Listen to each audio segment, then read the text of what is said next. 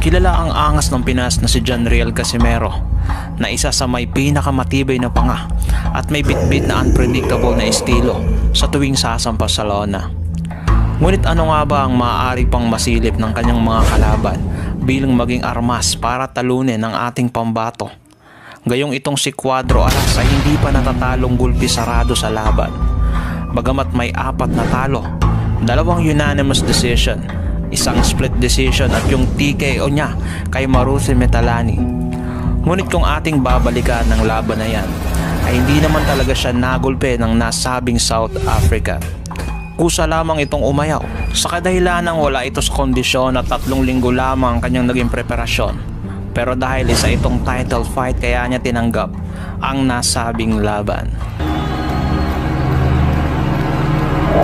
Kaya naman masasabi natin na itong si Casimero ay hindi pa nabubugbog sa ibabaw ng lona sa buong karera niya sa boxing.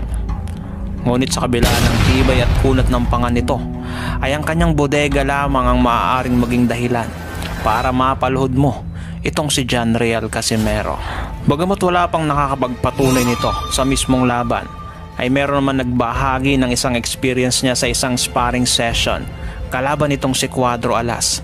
Ito ay ang Japanese featherweight na si Musashi Mori. Aminado naman itong Hapon na napakalakas naman daw ng kamao ng ating kababayan, pero napaayaw niya daw si Janriel Casimero sa pamamagitan ng isang body shot. Naganap ang sparring na yan noong mga panahon naghahanda si Janriel Casimero sa kanyang laban kay Zolani Tete. Ngunit mariin naman ay tinanggi ito ni Casimero na siya ay napaayaw ng Hapon sa isang sparring. Ang kanyang naging reaksyon lamang dito ay siya pa nga ang nambugbog sa nasabing Hapon. 126. Pero binugbog ko yun, guys. Binugbog ko yun. Undefeated yung wala talo. Kaya yun din nag-ano yun din nagsasabi nila kay Inoue, kaya hindi tayo tuloy na. At isa pang halimbawa tungkol sa usaping bodega ni Cuadro Alas at sa paghahanda niya sa nalalapit niyang laban kay Philifos Netomboa, ay naglabas ito ng video ng kanyang sparring laban sa isa nating kababayang si Milan Milindo. Dito ay mapapansin natin na napakaganda ng mga galawan ni Cuadro Alas at ang mga malulutong na suntok na kanyang pinapatama kay Milan Milindo. Napansin ko lang na parang napahinto siya nang tamaan siya ng isang malakas na suntok ni Milan Milindo sa kanang bahagi ng kanyang katawan.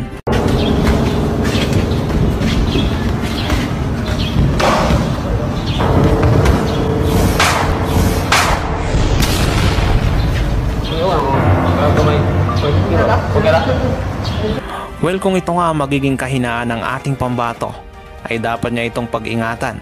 Tila nakakapanabik na makita ang dating Janriel Casimero dahil sa bukod na maangas ay may taglay din itong angking lakas na siyang nagpapahandusay sa kanyang mga kalaban.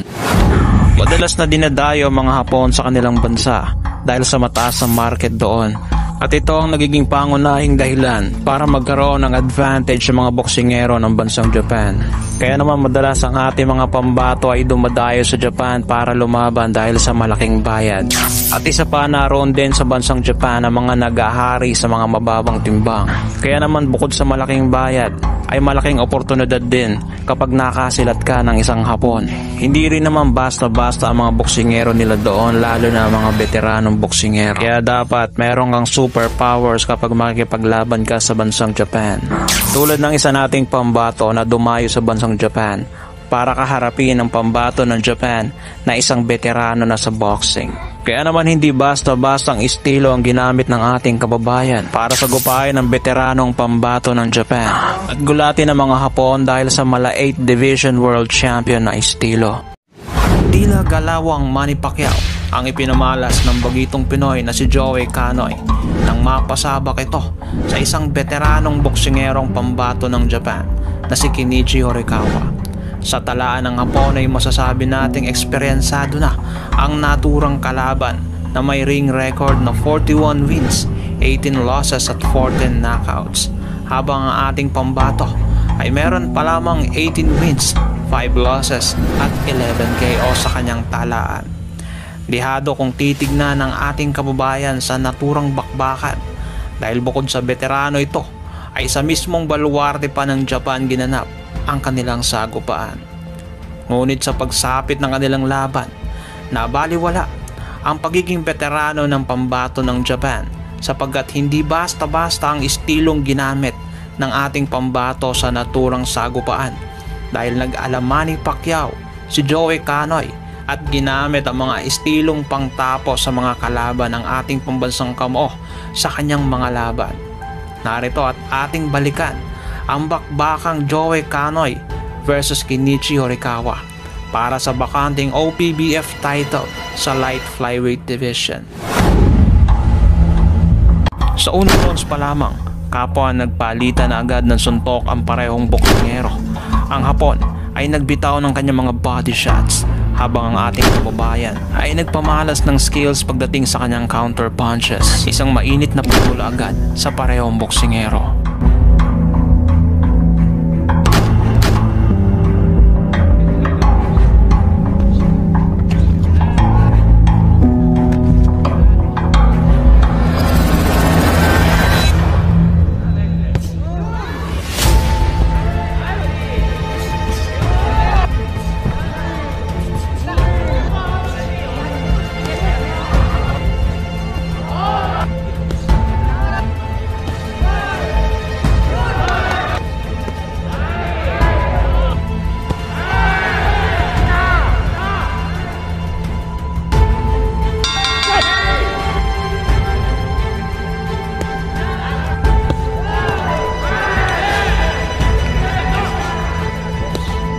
Dito sa ikalawang round, isang right hook ang naipatama ng ating kababayan na siyang nagpayanig sa pambato ng Japan.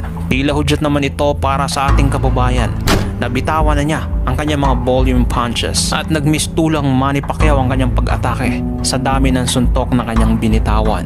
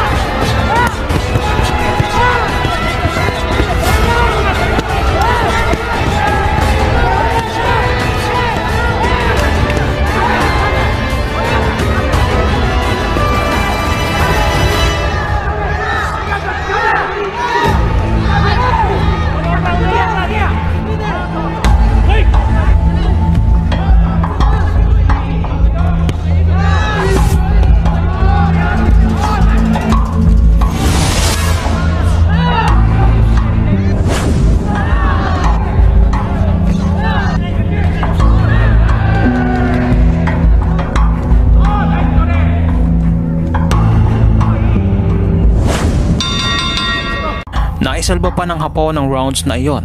May angking tibay din ang pambato ng Japan. Kabila ng ginawang atake ng ating kababayan ay nanatili pa rin itong nakatayo at kanya pang naipagpatuloy ang laban dito sa sumunod na rounds.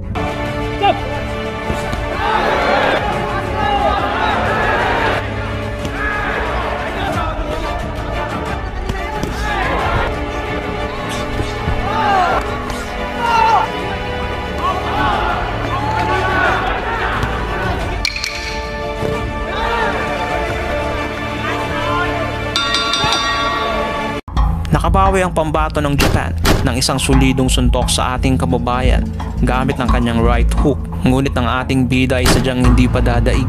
Gumanti rin ito gamit ng kanyang right uppercut na siya namang malinaw na tumama sa hometown boxer.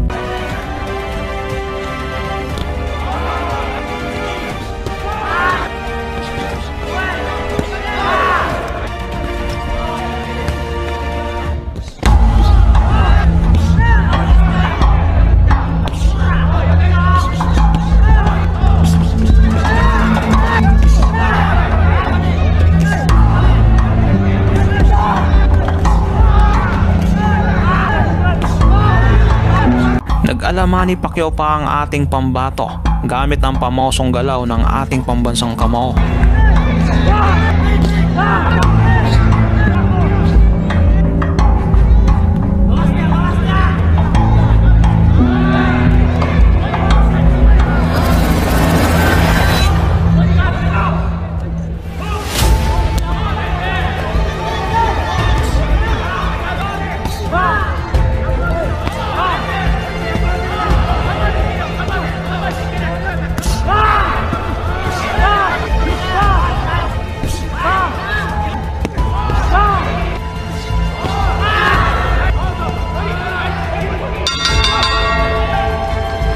Sunod-sunod naman ang mga opensang na ipatama ng ating kababayan gamit ng kanyang mga counter punches, habang ang pambato ng Japan ay bumabawi naman, ngunit baliwala lamang ito sa ating kababayan.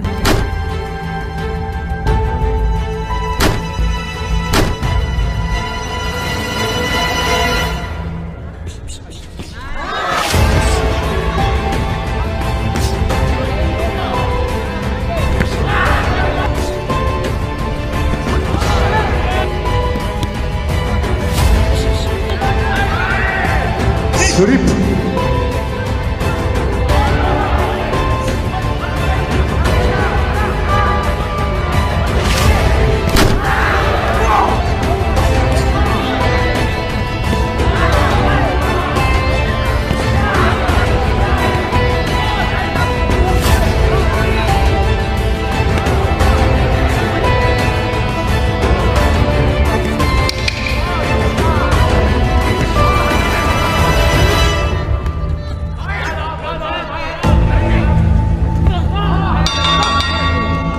Malinaw sa mata ng marami na epektibo ang mga opensang ginagawa ng ating kababayan. Dahil doon ay mas lalong lumiliit ang tsansang manalo ng pambato ng Japan sa ating pambatong Pinoy.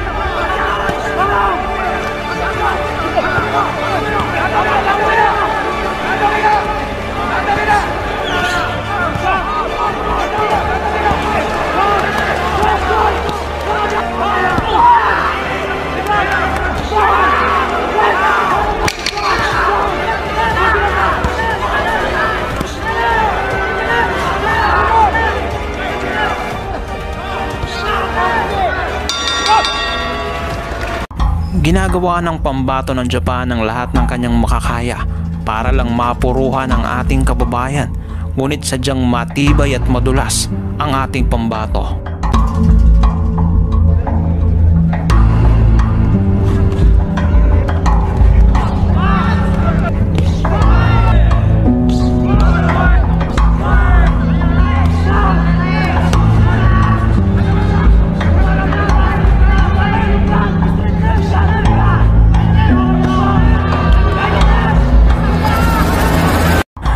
Pagpapatuloy ng laban ay kapansin-pansin ng panghihina ng pambato ng Japan dahil sa mga opensang ginawa ng ating kababayan. At sa pagkakataong ito, isang left uppercut ang binitawan ng ating kababayan na malinaw na tumama sa pambato ng Japan na siyang tumapos sa kanilang pambato.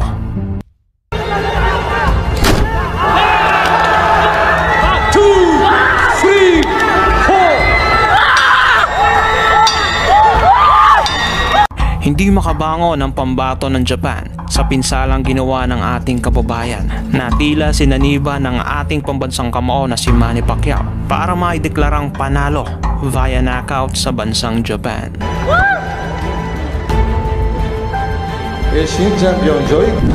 Sa pagtatapos ng kontrata ni John Riel Casimero sa kanyang Japanese promoter na Treasure Boxing, ay pinangangambahan ng kanyang fan na baka hindi na nila makita pang muling lumaban ng ating pambato sa ibabaw ng lona. Sa kadahilan baka mahirapan itong kumuha ng laban dahil wala ng tatayong bilang promoter sa ating pambato. Kung meron mang makuhang laban ay maaaring hindi na siya main event o maging undercard na lamang siya sa mga bigating laban na nagaganap ngayon. Dahil dyan na rin papasok ang trabaho ng kanyang manager na si Aegis Climas. Kung di man ito makahanap ng bagong promoter ay ito ang mag-aasikaso sa mga laban ng ating pambato. Isang bagay na maganda rito ay malapit si Aegis Climas sa mga bigating laban sa Saudi Arabia dahil minsan nang lumaban doon ang kanyang bata, ang Ukrainian pound for pound king na si Alexander Usyk. Maaring kausapin ni Aegis Klima sa mga organizer doon para isama ang ating pambato sa mga undercard sa mga bigating laban doon. At isa pa ay maganda ring exposure sa ating pambato ang lumaban sa Saudi Arabia na maaaring magbigay udyok sa manager ni Naoya Inoue na labanan na ang ating pambato. Ganun pa man, kung ano man ang mangyari sa karera ng ating kababayang si Jonriel Casimero, ay ayos na rin naman ang kanyang buhay. At meron naman tayo mga bagong boksingerong pasibol na maaaring magbigay ng karangalan sa ating bansa. Kagaya na lamang ng mga bagong world champion na ating tampok ngayon. Dahil nito lamang March 31 ay naagaw ni Melvin Jerusalem ang WBC World Minimum Weight title sa pambato ng Japan na si Yude Shigeoka. Isang napakagandang laban ang ipinamalas ng dalawang boksingero. At sa huli ay binigay sa ating pambato ang panalo via split decision para makuha ang WBC World Minimum Weight title.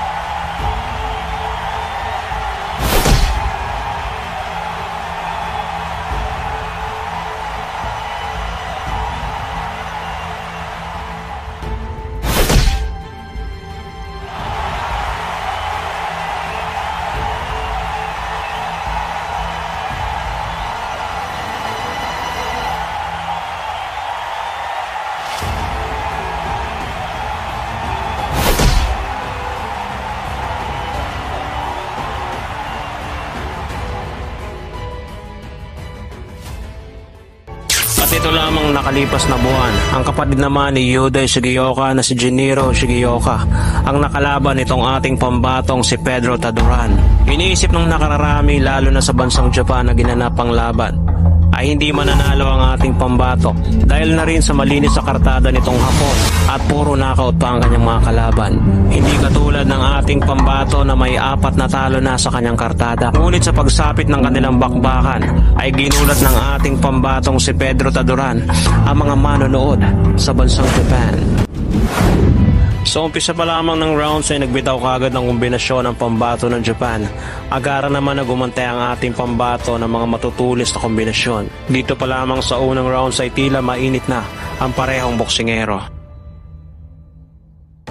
Sa laban na to ay ating mapapansin na tumitira sa katawan nitong pambato ng Japan na siyang madalas na ginagawa ng mga Hapon na siyang malimit na nagiging dahilan ng pagbagsak ng ating mga pambato dito lamang nakalipas na mga araw.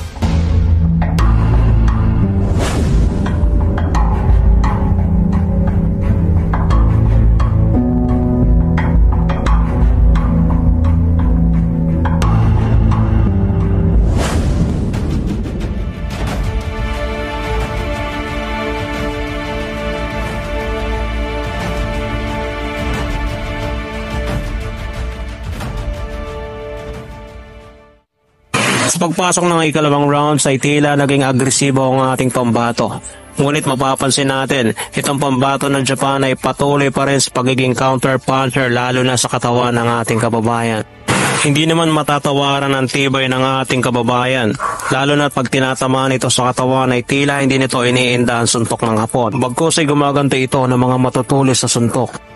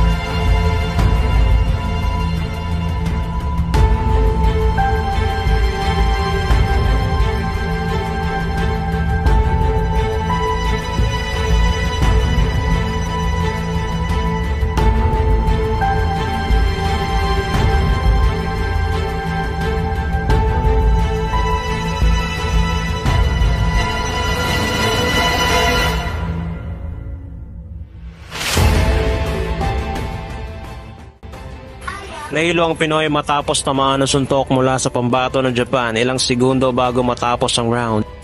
Nagulat naman ang mga Hapon dahil sa angking tibay na ipinamalas ang ating pambato dahil nanatili pa rin itong nakadindig sa ibabaw ng lona matapos tamaan ng isang malakas na suntok. Dahil sa tibay at sipag sumuntok ng ating pambato ay tila nakakaramdam na ng pagod itong pambato ng Japan. Kapansin-pansin ang pagbagal nito na tila iniinda ang mga suntok ng ating pambato.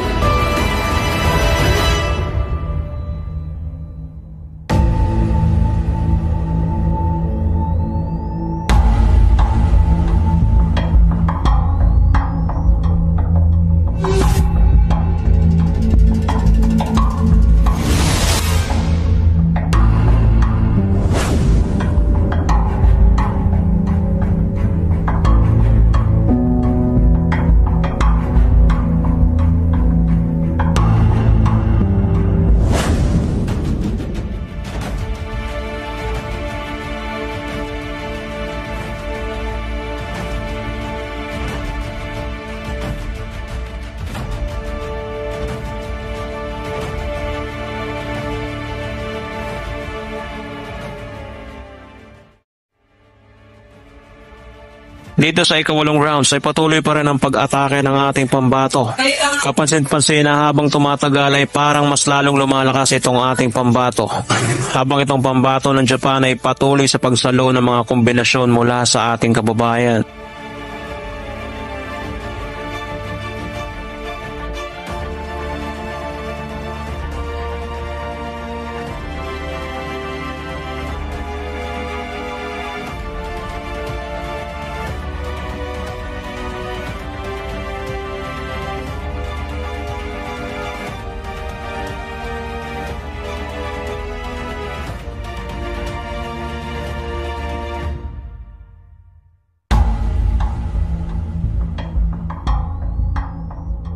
Pikit na ang mga mata nitong Hapon na magsimula ang ika-9 na rounds at patuloy pa rin ito sa pagtanggap ng punishment mula sa ating kababayan. Tila hindi katanggap-tanggap sa paningin ng mga Hapon kung paano banatan ng ating pambato ang kanilang kababayan sa kanilang harapan mismo. At 11 segundo na lamang nalalabi bago matapos itong ika-9 na rounds ay inawat na ito ng referee dahil sa mga bugbog na tinamo mula sa ating kababayan. Tila hindi maganda ang lagay ng Hapon ang inilabas ito sa lona. Sa kabilang banda ay nagbubunyi ang ating pambato dahil matagumpay nitong nakuha ang IBF World Minimum Weight title sa kamay ng pambato ng Japan.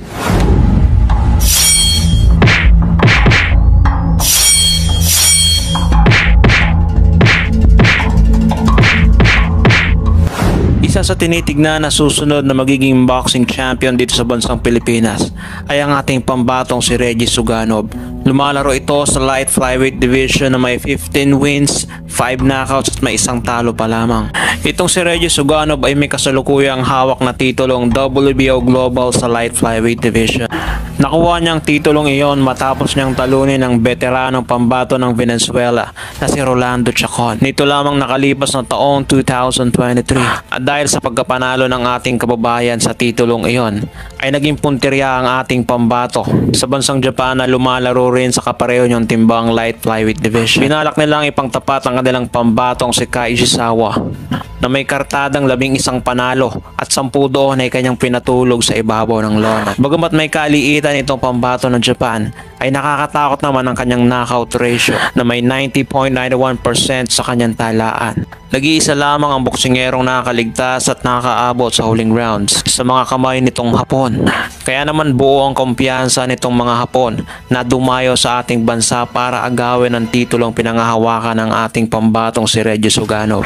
Bagamat hindi sila nagkakalayo ng bilang ng kanilang mga nakalaban, ay tila hindi naman maitatanggi na mas nakalalamang ang pambato ng Japan lalo na sa knockout power. Bagamat isa pa lamang ang talo ng ating pambato, ay hindi natin maitatanggi na mas mababa ang knockout power ng ating kababayan kontra sa Hapon na mayroon pa lamang 33% sa kanyang talaan. Ganun pa man ay mas malaki ang tsansa pa rin na manalo ang ating kababayan kontra dito sa pambato ng Japan dahil bukod na mas malaki ang ating kababayan ay dito pa sa bansang Pilipinas gaganapin ang nasabing laban. Kaya naman ito lamang Abril at 30 taong kasulukuyan ay kinasa ang kanilang bakbakan. At ito ang kauna-unahang pagdepensa ng ating pambato sa kanyang titulong WBO Global simula nung nakuha niya ito sa pambato ng Valenzuela.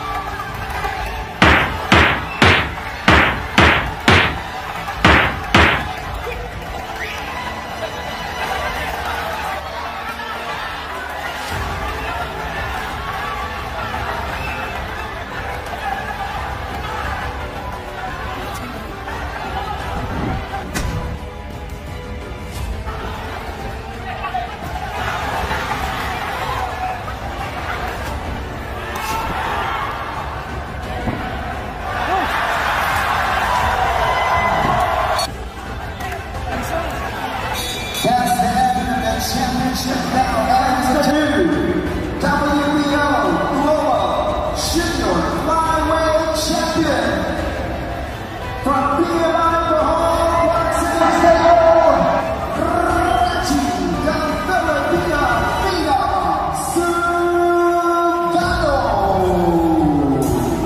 At sa mismong araw ng kanilang laban ay kapansin-pansin ng kalamangan ng ating kababayan pagdating sa tangkad at haba ng galaman. Kaya naman ang laruan nitong hapon ay pagpasok sa loob ng depensa ng ating kababayan habang ang ating pambato ay kinakailangan ng distansya para makabato ng mga kombinasyon.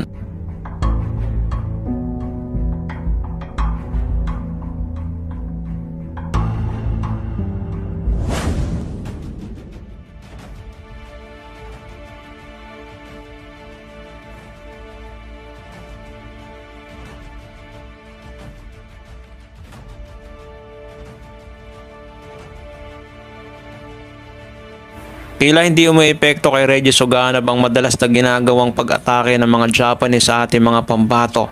Ito ay ang madalas sa pag-atake sa bodega. Kinakaya ng ating kababayan ang mga suntok ng pambato ng Japan sa bodega at madalas ay nasasalag niya ito ng kanyang depensa. At sa pagpasok ng ikalawang rounds ay kapansin-pansin ang pagiging agresibo nitong pambato ng Japan. Ngunit sa tuwing bumabato ang ating pambato ng mga suntok ay tila iniinda ito ng pambato ng Japan. At makikita ito sa reaksyon ng kanyang katawan. Ishizawa still moving forward, trying to control the ring generalship here. Siyempre sa pagbubukas sa round number 2, buhos ka agad ang pinigay dito ni Filipino Phenom, Reggie Sugano. The record of 14-1 trying to defend this WBO Global Light Flyweight Championship. Kapaan na naman silang dalawa rito. Now trying to get for the body, Ishizawa, which could be a good idea against a taller fighter. Tanda po natin that Ishizawa only a shade above 5'1", but he's got a lot of power with center of gravity. 5'5" naman po, he's a height. Dito si Reggie Sugano. After mark of round number 2 scheduled for 12. Sa patuloy na pag-uusad ng bakbakang ito ay kapansin-pansin ang pagiging masipag sa pagbato ng mga suntok nitong pambato ng Japan. Ngunit itong ating kababayan ay masipag din sumuntok at kumounter sa mga atake nitong pambato ng Japan.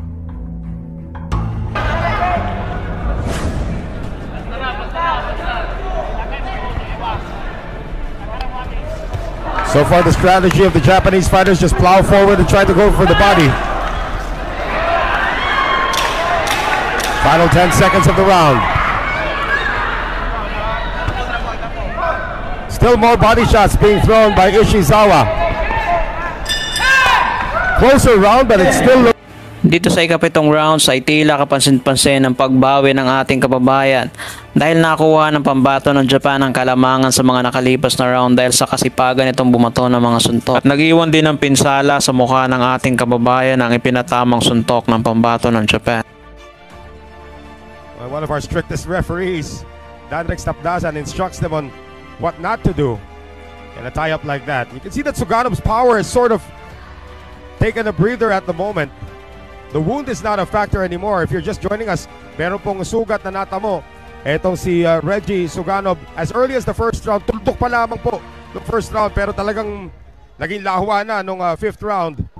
The doctor had to be brought in to check it out. Sobra-sobrang pressure ang ibinibigay ng pambato ng Japan kontra sa ating pambato.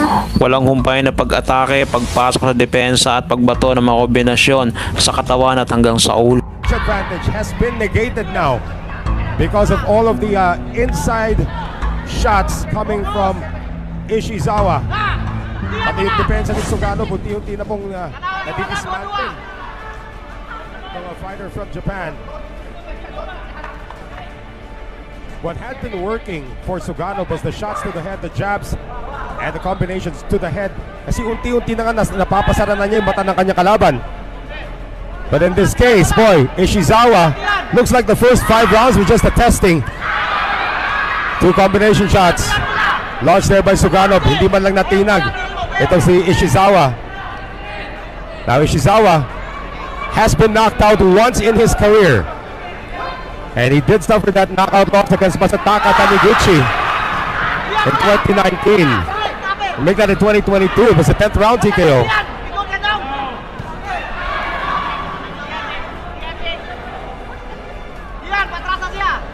His first loss was to Taniguchi in 2019, but that's by unanimous decision over 8 rounds.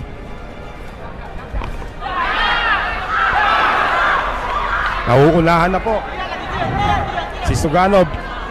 Again, the reach advantage has been totally negated. Now watch out for the low blows. Taniguchi has really, Ishizawa has really flipped the script here. Naging flat-footed na itong si Suganov. He is retreating, and every time he tries to pull off something, Ishizawa is in his face. Another round looming towards the fighter from Japan. Suganov was so accurate in the first 3 rounds, now he can't hit anything. And round the At sa patuloy na pag-atake nitong pambato ng Japan, ay nakakuha rin ng tiyempo ang ating pambatong si Reggie Suganov ng isang kaliwa na siyang naging dahilan ng pagbagsak nitong pambato ng Japan. Muli pa naman nakabangon itong pambato ng Japan at naipagpatuloy pa ang bakbak. Ngunit dahil sa kagustuhan nitong makabawi mula sa kanyang pagbagsak, ay umatake ito ng umatake hanggang matsyempohan uli ng kaliwat kanang suntok mula sa ating kababayan. At bago pa man ito bumagsak, ay naghagis na ng towel ang kanyang corner. At ito na ang naging hudyat para ihinto na ang nasabing laban. Matagumpay si Reggie Suganov sa kanyang unang depensa sa kanyang titulo kontra sa pambato ng Japan. The corner of Kai Ishizawa threw in the towel after the late barrage coming from Reggie Suganov. And despite the head wound in the towel, here we go. Una yan, napatras siya doon. Oh, that was a knockdown punch already. There was an uppercut before that. We see this one again. It was actually a left hook. Nawala ng balance na bigla. Ito si Ishizawa. Official time of 2 minutes and 38 seconds in round number 8. We have your winner by way of technical knockout. And still the WBO Global Junior Flyweight Champion, Reggie, the Filipino Phenom Suganov. Sa pagkapanalo ng ating kababayang si Reggie Suganov, para sa inyo ba ay meron na itong tsansa o may pagkakataon na ito na lumaban sa pandaigdigang kampyonato sa mababang timbang? Sa pagkapanalo ng ating mga kababayan laban sa mga world champion sa bansang Japan sa mababang timbang, ay ito na ba ang hudyat para manambalik ang sigla ng sports ng boxing dito sa bansang Pilipinas. At ang isa pang katanungan na kung gusto niyo pa bang makitang lumaban si Janriel Casimero sa ibabaw ng lona at makaharap ang pambato ng Japan na tinaguriang The Monster na si Naoya Inoue. Iwan niyo lamang sa comment section at ating yan pag-uusapan.